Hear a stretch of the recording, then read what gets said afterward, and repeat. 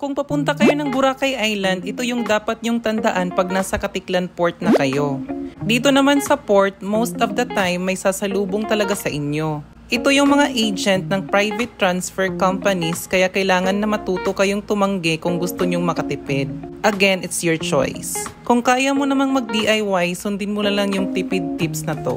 Dumiretso lang kayo sa loob ng mismong port na under regulation ng LGU kaya mas mura sila. Dito sa counter na to is i-check yung mga requirements mo.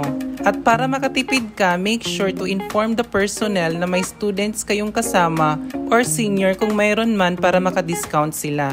Dito naman is magbabayad kayo ng 150 pesos for environmental fee, 50 pesos for boat fee, and another 150 pesos for terminal fee. In short, nasa 350 lang yung babayaran nyo. Kung tututalin, kasama yung 50 pesos na pamasahe mula Katiklan Airport papuntang Katiklan Port, sa tumatotal, bali nasa 400 pesos lang yung magagastos nyo para makapunta lang kayo ng Boracay Island. Diba mas mura kumpara sa 850 pesos? Pero again, it's your choice and it depends on your budget. Meron din kasing ayaw na ng maraming hassle kaya nag-a-avail talaga sila ng private transfer.